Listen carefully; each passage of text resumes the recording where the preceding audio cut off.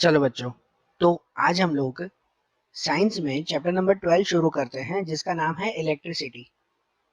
देखो, नाम पढ़कर तो पता चलता है कि यार इलेक्ट्रिसिटी एकदम सिंपल, ठीक है ना। आज के टाइम में इलेक्ट्रिसिटी हम लोगों को पता है हमारे लिए कितनी यूजफुल है। आज कोई भी काम काज इलेक्ट्रिसिटी के बिना नहीं होता। आज हमारे घर में, ऑफिस में, स्कूल में, हर जगह पर हर एक अप्लायंस वो इलेक्ट्रिसिटी के थ्रू चलता है ना, है कि नहीं। आज जस्ट इमेजिन करो कि अगर इलेक्ट्रिसिटी ना हो तो जस्ट ब्लैकआउट में कैसा लगे, एकदम अंधेरे में कैसा लगेगा।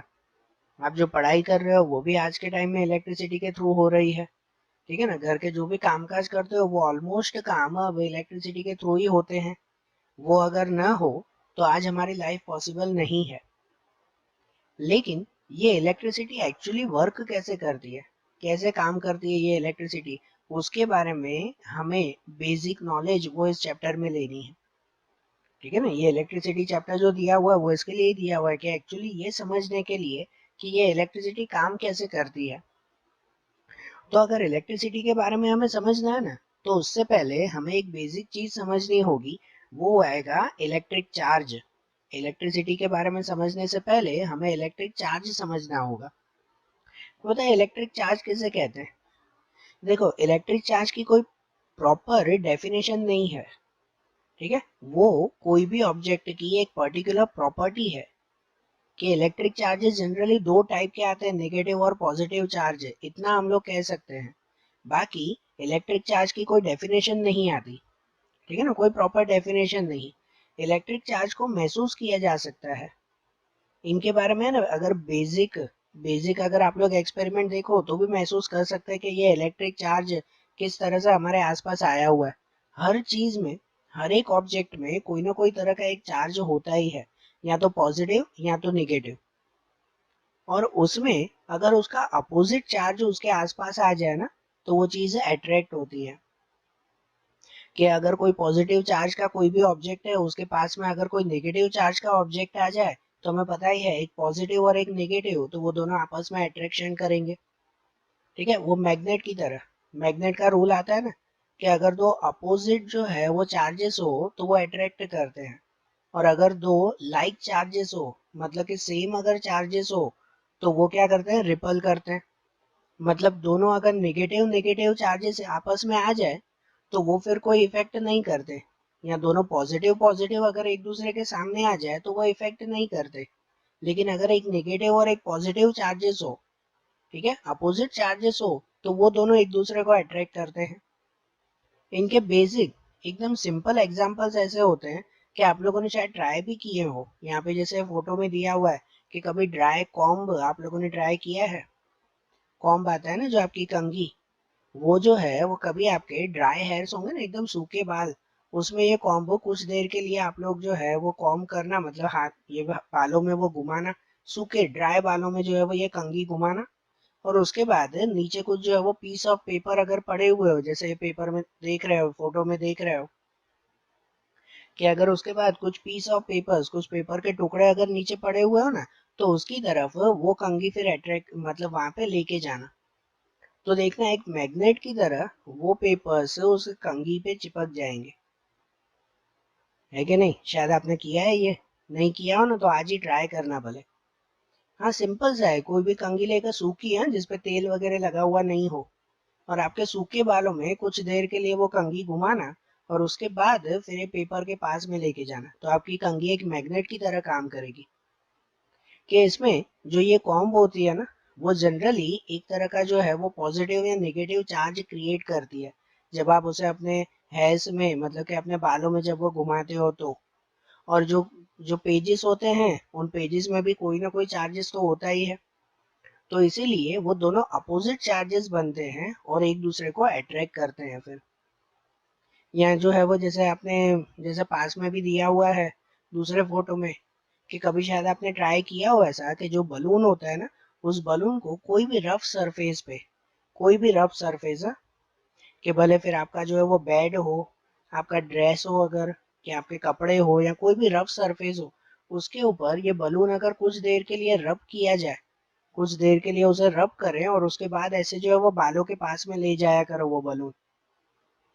आपकी जैसे शर्ट हो ना, तो उस शर्ट पे इस बलून को कुछ देर के लिए रब करो, कुछ देर के लिए घिसो, और फिर वो बलून आपके बालों की तरफ लेके जाओ।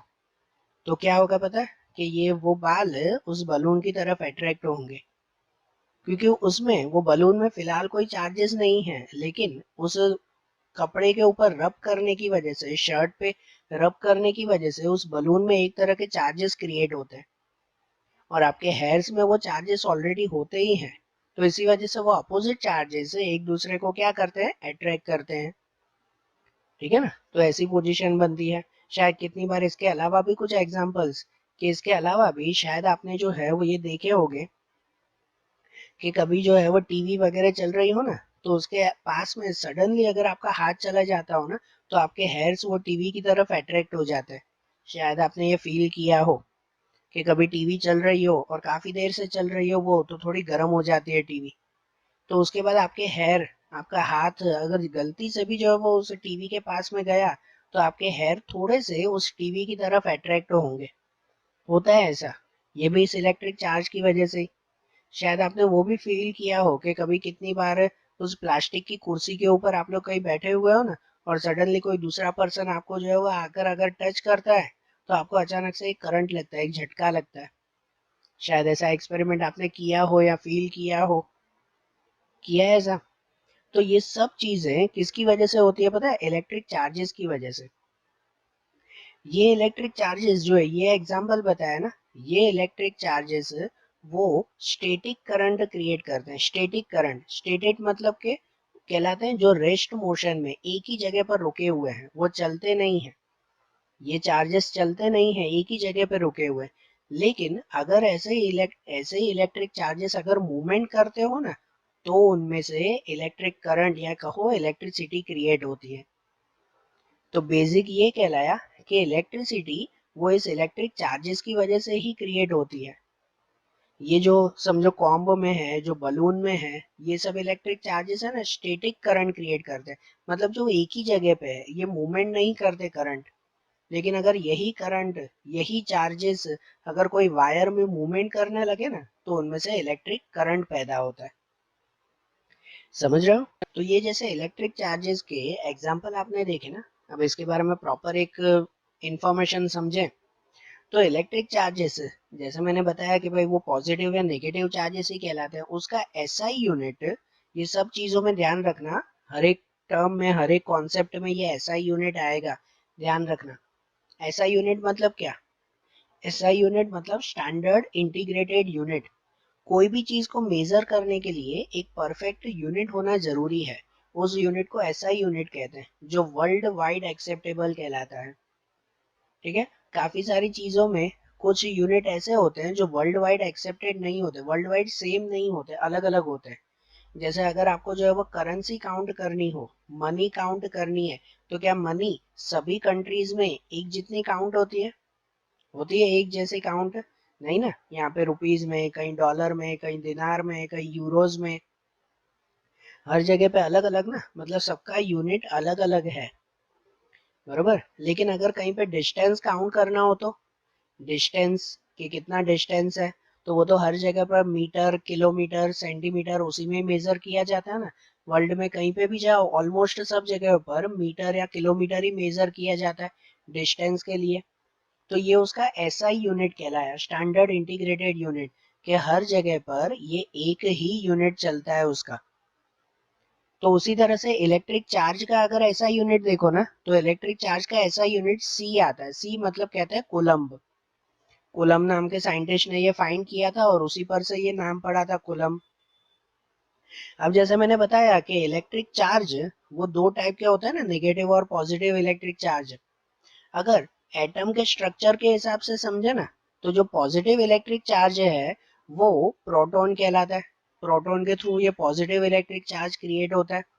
आपको पता है ना एटम का स्ट्रक्चर, कि एटम के स्ट्रक्चर में बिल्कुल बीच में न्यूक्लियस आया हुआ होता है, कि जिसके अंदर न्यूट्रॉन और प्रोटॉन होते हैं, और उस न्यूक्लियस के आसपास ऑर्बिट में ये इलेक्ट्रॉन घूमते रहते हैं। तो ये जो प्रोटॉन है वो पॉजिटिव चार्ज क्रिएट करता है, और जो इलेक्ट्रॉन है वो कौन सा चार्ज है? नेगेटिव चार्ज क्रिएट करता है। जिसके अंदर उन दोनों की वैल्यू, ये भी चीज ध्यान रखना कि इसमें इलेक्ट्रिक चार्ज में पॉजिटिव और नेगेटिव दोनों चार्जेस की वैल्यू हमेशा इक्वल होती है, हमेशा इक्वल होती है, सिर्फ उनकी साइन चेंज होती है। जैसे प्रोटॉन की वैल्यू है 1.6 मल्टीप्लाई 10 पावर माइनस 19 सी मतलब के कोलम्ब, और इलेक्ट्रॉन की वैल्यू भी उतनी ही है, सिर्फ माइनस में आती है, माइनस 1.6 मल्टीप्लाई 10 पावर माइनस 19 सी, बरोबर। तो ये वैल्यू जस्ट ये इंफॉर्मेशन के लिए है, अभी नहीं है ये, जब आप इसके सम्स करोगे इस चैप्टर के तो ये वैल्यू काम आएगी, अभी इसकी कोई जरूरत नहीं है, ठीक है। तो ये जस्ट ये बताने के लिए कि पॉजिटिव या नेगेटिव चार्जेस हो दोनों की वैल्यू सेम ही आती है, सिर्फ साइन का फर्क होता है, प्रोटॉन पॉजिटिव वैल्यू बताता है और इलेक्ट्रॉन नेगेटिव वैल्यू। तो देख ये बात जो है वो क्लियर हुई ना, कि जो इलेक्ट्रिसिटी क्रिएट होती है, इलेक्ट्रिसिटी बनती है, वो किसकी वजह से, इलेक्ट्रिक चार्जेस की वजह से। तो अब कैसे बनती है उसके बारे में समझे, मतलब हमारा नेक्स्ट पॉइंट आता है वो है इलेक्ट्रिक करंट। इलेक्ट्रिसिटी मतलब क्या, यही ना इलेक्ट्रिक करंट ना। अब इनमें ये करंट मतलब क्या वो आपको पता है कि करंट किसे कहते हैं? करंट मतलब कहते हैं एक तरह की लहरें, ठीक है। जैसे जो है वो समुद्र में आप लोग पानी की लहरें देखते हो तो उसे भी कहते हैं वाटर करंट। वाटर करंट मतलब कि पानी की लहरें हैं वो, ऐसे कहा जाता है ना, ठीक है ना। तो इलेक्ट्रिसिटी में भी जब इलेक्ट्रॉन्स की, जो नेगेटिव चार्जेस कहलाते हैं इलेक्ट्रॉन्स, तो इलेक्ट्रॉन्स की भी जब वो लहरें चलती हो, मतलब कोई एक वायर में इलेक्ट्रॉन्स लहर की तरह अगर, वेव्स की तरह अगर पास होते हो तो उसे कहते हैं इलेक्ट्रिक करंट। ये सिंपल एकदम बेसिक फॉर्मूला, बरोबर, समझ आ रही है बात। बाकी उसकी प्रॉपर डेफिनेशन ये आती है कि the flow of electric charges across a cross section of a conductor constitute an electric current. मतलब the flow of electric charges, तो इलेक्ट्रिक चार्जेस की वजह से ये इलेक्ट्रिक करंट पैदा होता है ना, तो इलेक्ट्रिक चार्जेस का एक फ्लो किस में से, तो across a cross section of a conductor, कोई भी कंडक्टर, कंडक्टर मतलब कि जिसमें से करंट पास होता हो तो उसे कंडक्टर कहते हैं ना। कोई भी कंडक्टर के क्रॉस सेक्शन में, क्रॉस सेक्शन का मतलब क्या, क्रॉस सेक्शन मतलब कहलाता है एक पॉइंट से दूसरे पॉइंट में, मतलब जैसे सिंपल अगर आप समझो तो कोई भी एक छोटा सा सर्किट होता है ना, कि जिसमें आप लोग जो है वो जब स्विच ऑन करते हो तो उससे कोई भी लाइट जलती है, तो वो स्विच से लेकर वो लाइट तक का डिस्टेंस, वो समझो एक तरह का क्रॉस सेक्शन कहलाया। आप कोई भी स्विच ऑन करते हो तो फैन चलेगा, लाइट चलेगी, ऐसा होगा ना। तो आपके स्विच से आपके लाइट या आपके फैन तक का जो डिस्टेंस हुआ तो उसे हम लोग क्रॉस सेक्शन मानेंगे। तो कोई भी एक क्रॉस सेक्शन में जब इलेक्ट्रिक चार्जेस फ्लो होते हैं तो उसे इलेक्ट्रिक करंट कहते हैं, ठीक है। फॉर्मूला वाइज अगर आप देखो ना, तो इलेक्ट्रिक करंट कहलाता है quantity of electric charges upon time, मतलब कितने टाइम में कितना इलेक्ट्रिक चार्ज पास हो रहा है, क्वांटिटी मतलब कितनी क्वांटिटी में इलेक्ट्रिक चार्ज पास हो रहा है, तो उसे हम लोग इलेक्ट्रिक करंट मानते हैं, बरोबर ना। कितने टाइम में कितना इलेक्ट्रिक चार्ज पास होगा तो वो इलेक्ट्रिक करंट कहलाया।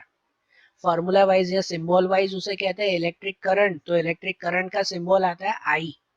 ये ध्यान रखना ना बेटा, शॉर्ट शॉर्ट क्वेश्चंस के लिए भी, कि इलेक्ट्रिक करंट का सिंबल आई, इलेक्ट्रिक चार्जेस तो उसका सिंबल क्यू कहते हैं, और टाइमिंग तो उसे टी कहते हैं, तो इसलिए फॉर्मूला बन जाती है I equal to Q upon T, बरोबर। और ये इलेक्ट्रिक करंट की एसआई यूनिट क्या, तो उसका एसआई यूनिट मैं बताया ना, हर एक में एसआई यूनिट आएगा, वो ध्यान रखना।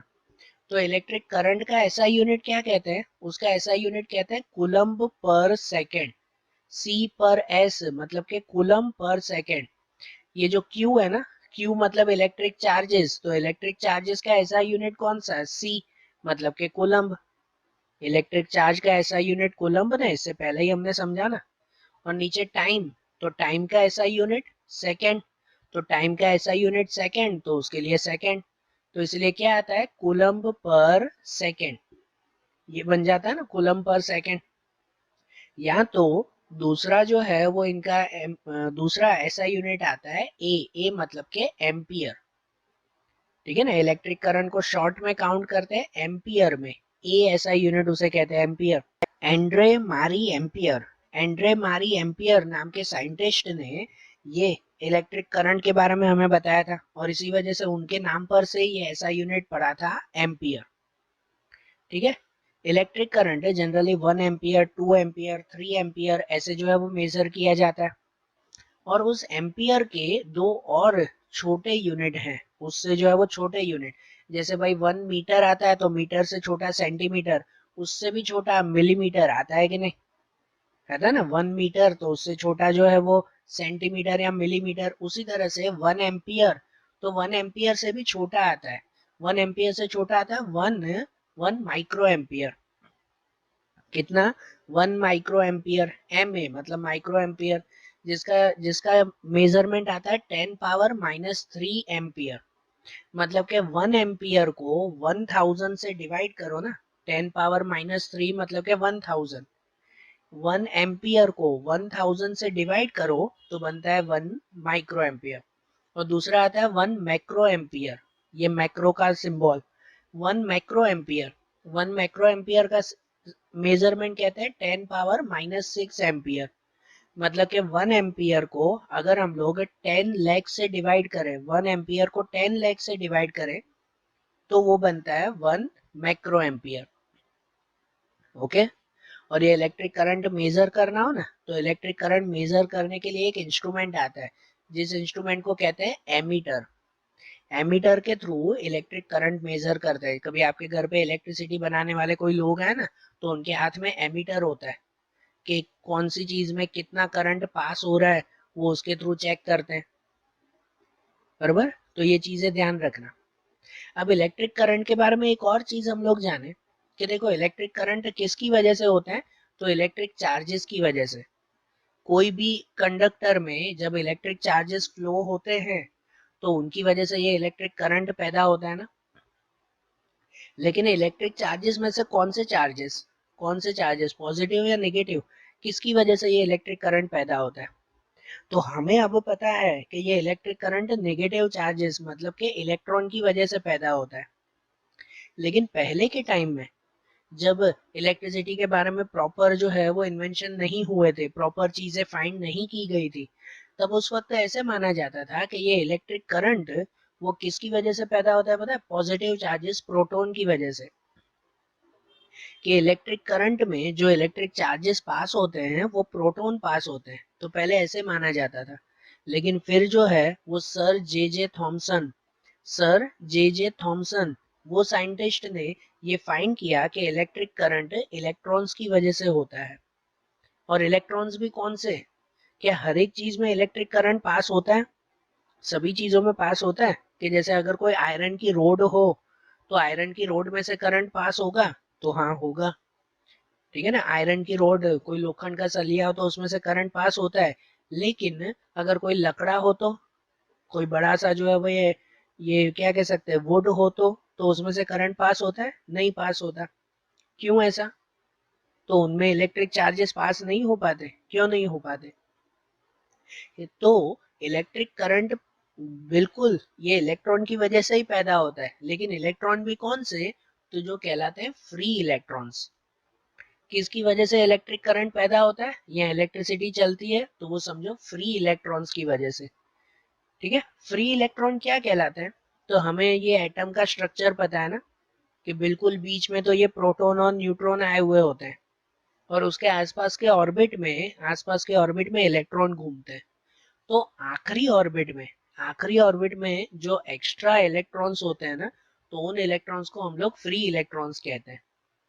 ठीक है ना, आखिरी ऑर्बिट में जो एक्स्ट्रा इलेक्ट्रॉन्स हुए तो वो क्या कहलाते हैं? Free electrons. काफी सारे मटेरियल्स ऐसे होते हैं कि जिनमें फ्री इलेक्ट्रॉन्स ज्यादा होते हैं, और काफी सारे मटेरियल ऐसे होते हैं कि जिनमें फ्री इलेक्ट्रॉन्स बिल्कुल भी नहीं होते। तो जितना फ्री इलेक्ट्रॉन ज्यादा ना, उतना उसमें इलेक्ट्रिसिटी इजीली पास होती है या इलेक्ट्रिसिटी क्रिएट होती है। तो ये इलेक्ट्रिसिटी या इलेक्ट्रिक करंट वो समझो फ्री इलेक्ट्रॉन की वजह से ही होता है। जिसके अंदर फ्री इलेक्ट्रॉन होते हैं तो उनमें से करंट पास होगा, और जिनके अंदर फ्री इलेक्ट्रॉन नहीं होते तो उनमें से करंट पास होता नहीं है। तो इसी वजह से तो कि जैसे आयरन की रोड होती है ना, लोखंड का सलिया कोई भी, तो उसके अंदर फ्री इलेक्ट्रॉन काफी होते हैं। तो इसकी वजह से उनमें करंट इजीली पास हो पाता है, उस लोखंड के सलिए में इजीली करंट पास हो पाता है। लेकिन अगर कोई लकड़ी की बात की जाए ना, तो लकड़े में फ्री इलेक्ट्रॉन्स नहीं होते, वुड में नहीं होते हैं फ्री इलेक्ट्रॉन्स, और इसकी वजह से उस वुड में से करंट पास हो पाता नहीं है। और ऐसे मटेरियल्स को हम लोग क्या नाम देते हैं? तो ऐसे मटेरियल्स को हम लोग नाम देते हैं कंडक्टर एंड इंसुलेटर, या इंसुलेटर एंड कंडक्टर, जो भी कहो। कंडक्टर मतलब वो कहलाते हैं कि जिनमें से करंट पास होता है, और वो करंट किसकी वजह से पास होता है? तो इन फ्री इलेक्ट्रॉन्स की वजह से, कि जिनमें फ्री इलेक्ट्रॉन का प्रोपोर्शन ज्यादा होता है तो उनमें से अच्छी तरह से करंट पास होता है, तो इसलिए वो क्या कहलाते हैं? कंडक्टर कहलाते हैं। और दूसरे कहलाते हैं इंसुलेटर। इंसुलेटर मतलब जिनमें से करंट पास होता नहीं है, ठीक है ना। और उनमें से करंट क्यों नहीं पास होता? क्योंकि उनमें ऐसे फ्री इलेक्ट्रॉन्स होते नहीं है, उनमें फ्री इलेक्ट्रॉन का प्रोपोर्शन नहीं होता, और इसकी वजह से उसमें से करंट पास हो पाता नहीं है। बरोबर समझ आया? कंडक्टर एंड इंसुलेटर जैसे कुछ मेन कंडक्टर्स कहलाते हैं ना, कि सिल्वर, गोल्ड, कॉपर, स्टील, सी वाटर, समुद्र का पानी, नमक वाला पानी, वो सब क्या कहलाते हैं? कंडक्टर कहलाते हैं, कि उनमें से करंट पास होता है। उसी तरह से जैसे rubber, glass, oil, diamond, dry would, जो लकड़ा कहलाता है, कि इन सब में से करंट पास नहीं होता, ये सब क्या कहलाता है? इंसुलेटर कहलाते हैं। ओके, तो देखो इलेक्ट्रिक करंट और इलेक्ट्रिसिटी के बारे में बेसिक नॉलेज शुरुआत हुई ना। अब इनमें एक दूसरा कॉन्सेप्ट समझे इसी के रिलेटेड, जो कॉन्सेप्ट आता है electric potential and potential difference. ध्यान से समझना ये कॉन्सेप्ट, बरोबर। चलो सबसे पहले ये जाने कि पोटेंशियल किसे कहते हैं। पोटेंशियल का मतलब क्या है, ये ध्यान है। पोटेंशियल एनर्जी के बारे में भी आप लोगों ने सुना है, और बेसिक भी एक पोटेंशियल वर्ड है, उसके बारे में भी शायद आपने सुना होगा। पोटेंशियल मतलब कहलाता है कि हमारे अंदर की ताकत, उसे हम लोग पोटेंशियल कहते हैं। पोटेंशियल एनर्जी के बारे में भी हम लोग ये पढ़ते हैं कि कोई भी चीज जब रुकी हुई हो, तब उसमें जो एनर्जी होती है ना, तो उसे पोटेंशियल एनर्जी कहते हैं, है कि नहीं। कि कोई भी, सपोज एक बकेट लिया जाए, ध्यान से एक्सपेरिमेंट भी समझना बेटा, कि सपोज एक बकेट लिया जाए, उस बकेट के अंदर जो है वो पूरा पानी भरा जाए, एक बकेट में पूरा पानी भरा जाए, और वो पानी एक ही जगह रुका हुआ है, तो ये रुका हुआ पानी, उसके अंदर जो एनर्जी होती है ना, वो एनर्जी क्या कहलाती है? पोटेंशियल एनर्जी कहलाई उसकी, बराबर ना। अब आपको ये ध्यान है कि अगर इस बकेट में यहाँ पे एक छोटा सा छेद कर दिया जाए, छोटा सा छेद कर दिया जाए, अगर उस बकेट को तोड़ दिया जाए, तो वो पानी अंदर रुका रहेगा? नहीं ना। उसके अंदर है ना पोटेंशियल होता है। पोटेंशियल मतलब कि ऑलरेडी उसके अंदर वो ताकत है, बस वो रुका हुआ है एक ही जगह पर, उसे मौका चाहिए कि बस मैं बाहर निकलूं और अपनी एनर्जी दिखाऊं। तो जैसे ही अगर उसमें एक छोटा सा हॉल भी होगा ना, तो पानी पूरा फोर्स के साथ बाहर निकल आएगा, निकलेगा ना, पूरा फोर्स के साथ पानी बाहर निकल आता है। तो हम लोग उसे कहते हैं पोटेंशियल एनर्जी का काइनेटिक एनर्जी में कन्वर्ट हुआ, ऐसा नाम देते हैं ना, कि पोटेंशियल एनर्जी का काइनेटिक एनर्जी में कन्वर्ट हुआ, बराबर। तो अब ये एनर्जी की बात यहाँ नहीं करनी है। अब एक बात समझो कि ये उसी तरह से अगर कोई भी इलेक्ट्रिसिटी में जो फ्री इलेक्ट्रॉन्स उसके अंदर होते हैं ना, वो फ्री इलेक्ट्रॉन्स में ऑलरेडी इतनी ताकत होती है कि उनके अंदर वो इलेक्ट्रिसिटी क्रिएट कर सके। कि कोई भी अगर कंडक्टर हो ना, कोई भी कंडक्टर, सपोज एक वायर जो है वो पड़ी हुई है, कि उस वायर के अंदर ऑलरेडी क्या कहते हैं, फ्री इलेक्ट्रॉन्स बैठे हुए हैं। लेकिन वो फ्री इलेक्ट्रॉन्स है ना, सब हैपजार्ड मैनर्ड में होते हैं, मतलब कि एक क्या कह सकते हैं कि भाई सीधी लाइन में नहीं होते, और इनकी वजह से तो उनमें से फिलहाल जो है वो कोई भी तरह का करंट होता नहीं है, फिलहाल कोई भी तरह का करंट उसमें नहीं होता। आप लोगों को कॉपर की वायर पता है ना, जो इलेक्ट्रिसिटी में यूज होती है वायर, ठीक है ना। आप लोगों को कोई भी जो है वो, आप लोग अप्लायंस देख लो, उसकी जो वायर होती है वो कॉपर की वायर होती है ना, अंदर थोड़े से गोल्डन कलर जैसी। वो वायर सबसे बेस्ट कंडक्टर कहलाता है, कि उसमें से सबसे ज्यादा करंट पास होता है। लेकिन जब वो वायर को अगर हम किसी से भी जोड़े नहीं, तो भी क्या उसमें से करंट पास होता रहता है क्या? एक छोटी सी वायर जैसे होती है, कि उस वायर को अगर हम लोग कोई भी स्विच के साथ, किसी के भी साथ अगर हम लोग जोड़ते नहीं है, तो भी क्या उसमें से करंट निकलता है? नहीं निकलता ना, तो थोड़ी उसमें करंट है फिर। वो तो क्या होता है पता है कि जैसे ही उसे किसी के साथ ज्वाइन करो, स्विच ऑन करते हैं या तो फिर कोई जो है वो प्लग में उसे डालते हैं, तो फिर उनमें जो है वो एनर्जी मिलती है और सीधा सा करंट पास होता है। तो मतलब उस कॉपर की वायर में भी एक तरह का समझो ना कि भाई इलेक्ट्रॉन्स है तो सही ना, बस उसे मौका नहीं मिल रहा था। ये इलेक्ट्रॉन्स को सिंपल लैंग्वेज है, मैंने एकदम सिंपल में बताया, कोई प्रॉपर डेफिनेशन नहीं, डेफिनेशन तो बाद में समझते हैं उसकी।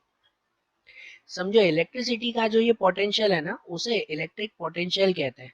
कि हर एक अप्लायंस, हर एक वायर, हर एक चीज में ऑलरेडी इलेक्ट्रिक चार्जेस या कहो इलेक्ट्रॉन्स आए हुए हैं, लेकिन वो इलेक्ट्रॉन्स अभी शांत बैठे हुए हैं। जैसे ही उसे प्लग में डालो तो फिर उसे मौका मिलता है, इलेक्ट्रॉन मूवमेंट करने लगते हैं और उसमें से करंट पैदा होता है। बराबर ना? जैसे ये एक बकेट है, इस बकेट में अंदर पानी एक ही जगह रुका हुआ है ना। जैसे ही उसमें छेद करोगे तो पानी जोर से जो है वो बहने लगेगा, है कि नहीं? उसी तरह से ये वायर के अंदर भी इलेक्ट्रॉन पड़े हुए हैं। जैसे ही उसे कोई प्लग में डालोगे ना, तो वो वायर के इलेक्ट्रॉन्स स्पीडीली मूवमेंट करने लगेंगे और उनमें से इलेक्ट्रिक करंट पैदा होगा। तो वो जो रुके हुए शांत हैपहजार्ड मैनर में जैसे तैसे जो इलेक्ट्रॉन पड़े हुए हैं, जो मूवमेंट नहीं कर रहे हैं, ऐसे इलेक्ट्रॉन जब उसके अंदर होते हैं ना, तो उनका पावर, वो पावर कहलाता है इलेक्ट्रिक पोटेंशियल। ठीक है ना? उनकी डेफिनेशन तो मैं अलग से समझाऊंगा, ये बेसिक हुआ। अब जैसे समझो, अब जैसे यहाँ पे समझो कि यहाँ पर जो है इस बकेट को, सपोज यहाँ पे एक दूसरा बकेट भी रखा हुआ है, लेकिन वो बकेट पूरा का पूरा खाली है। ठीक है, वो बकेट क्या है? पूरा खाली बकेट है। कि अब इस बकेट को एक पाइप के थ्रू यहाँ पे छेद करके, एक पाइप के थ्रू इस बकेट के साथ जोड़ दिया जाए। इस बकेट में भी छेद कर दिया और यहाँ पर भी, और एक पाइप के थ्रू उसको जोड़ दिया जाए। तो जैसे अगर पाइप के थ्रू जोड़ा ना, तो क्या होगा? आपको पता है ना क्या होगा फिर इसमें? कि यहाँ का जो पानी होगा ना, वो पानी धीरे धीरे धीरे धीरे इसमें भरने लगेगा, है कि नहीं? पानी को तो जगह चाहिए ना, कि बस जहाँ पे जगह मिले वो वहां पे मूवमेंट करने लगेगा। तो यहाँ का पानी वो धीरे धीरे धीरे मूवमेंट करते हुए कहाँ पे आ जाएगा? यहाँ पे आ जाएगा, है कि नहीं? इस बकेट का पूरा पानी इस बकेट में आता जाएगा। लेकिन वो भी पता है कहाँ तक, कब तक पानी आएगा? क्या ये बकेट पूरी की पूरी खाली हो जाएगी और पूरा का पूरा बकेट का पानी इसमें आ जाएगा? नहीं ना, पूरा का पूरा बकेट का पानी तो इसमें नहीं आ जाता ना। कब तक आएगा पता है? कि जब तक इस बकेट में और इस बकेट में, इन दोनों में जो है वो पानी इक्वल ना हो जाए।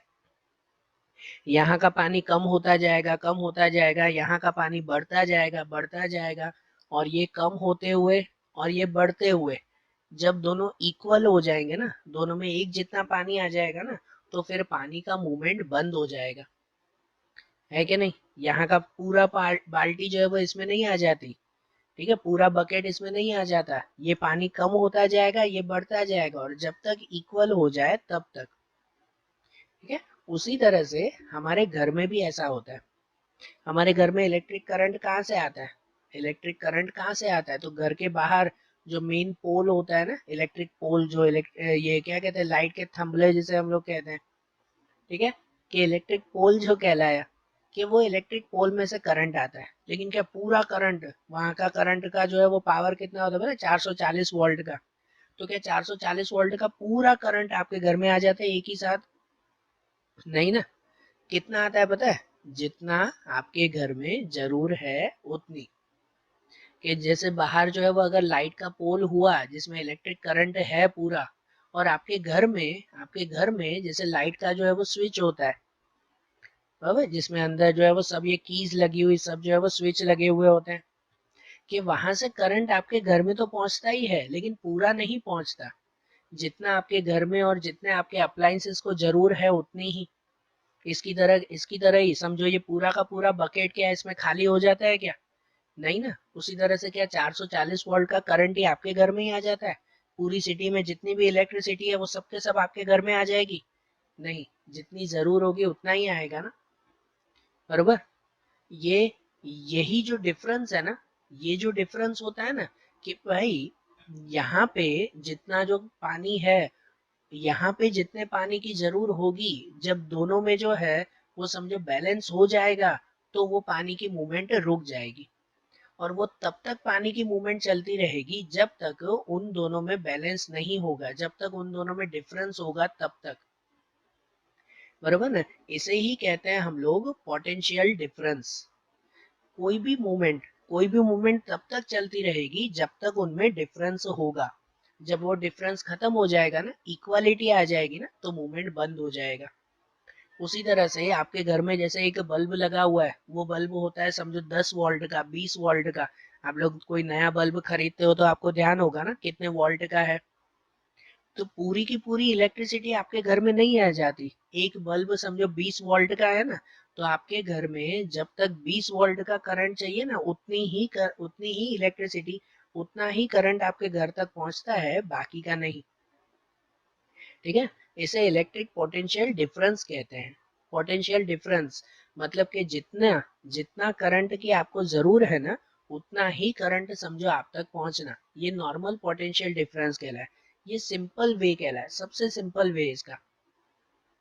समझे? अब इनकी प्रॉपर डेफिनेशन जो आपके टेक्स्ट बुक में दी गई है, उनकी डेफिनेशन के हिसाब से अगर समझे कि पोटेंशियल डिफरेंस किसे कहते हैं, तो अब डेफिनेशन के हिसाब से समझो। ऐसे कहा जाता है, the electric potential difference between any two point A and B is an electric field, means the work done to bring the unit positive charge from point A to B against electric force। अब ये definition थोड़ी complex हो जाती है ना, ठीक है ना, इसलिए मैं पहले सिंपल समझा रहा था कि इलेक्ट्रिक पोटेंशियल डिफरेंस उसे कहते हैं कि कोई भी दो पॉइंट ए और बी है, सपोज पॉइंट ए समझो, जो आपके घर के बाहर इलेक्ट्रिक पोल आए हुए हैं, ठीक है ना, इलेक्ट्रिसिटी के जो थंबले आए हुए हैं वो। और पॉइंट बी समझो, जो आपके घर में एक बल्ब लगा हुआ है, आपके घर में जो स्विचेस लगे हुए हैं वो। तो इलेक्ट्रिक करंट वो पॉइंट ए से पॉइंट बी तक आने में, पॉइंट ए से पॉइंट बी तक आने में उसे कितना वर्क करना पड़ता है, तो वो वर्क उसे पोटेंशियल डिफरेंस कहते हैं। ठीक है? उसकी फॉर्मूला के हिसाब से समझो कि electric potential difference means work to be done और upon electric charge. Work to be done upon electric charge मतलब पॉइंट ए से बी तक पहुंचने में कितना काम हुआ और कितना इलेक्ट्रिक चार्ज पास हुआ, मतलब कितने इलेक्ट्रॉन पास हुए, तो उसे इलेक्ट्रिक पोटेंशियल डिफरेंस कहते हैं। बरोबर? इनकी डेफिनेशन ये बताती है, बाकी सिंपल मीनिंग यही कहते हैं कि इलेक्ट्रिक पोटेंशियल डिफरेंस मतलब कि आपका कोई भी अप्लायंस चल रहा है ना, उस अप्लायंस को चलाने के लिए कितने वोल्ट, कितनी जो है वो इलेक्ट्रिसिटी की जरूर है, उतनी ही इलेक्ट्रिसिटी उसको मिल पाती है, उससे ज्यादा नहीं। इसे इलेक्ट्रिक पोटेंशियल डिफरेंस कहते हैं सिंपल वे में। इसको formula wise electric potential difference, जिसका सिंबल V कहा जाता है, फॉर्मूला आती है W अपॉन क्यू। W मतलब work to be done, upon Q मतलब इलेक्ट्रिक चार्ज। इसका एसआई यूनिट, पोटेंशियल डिफरेंस का एसआई यूनिट वो आता है जूल पर कूलम्ब। वर्क आता है ना ऊपर, वर्क टू बी डन, तो वर्क का एसआई यूनिट जूल, और अपॉन इलेक्ट्रिक चार्ज का एसआई यूनिट कूलम्ब, ये आता है जूल पर कूलम्ब। या तो दूसरा उसे कहते हैं वोल्ट। दूसरा क्या कहा जाता है? वोल्ट कहा जाता है कि इलेक्ट्रिक पोटेंशियल डिफरेंस का एसआई यूनिट वोल्ट। ये वही वोल्ट कहलाया कि जिसके थ्रू हम लोग सब ये इलेक्ट्रिसिटी का मेजरमेंट करते हैं।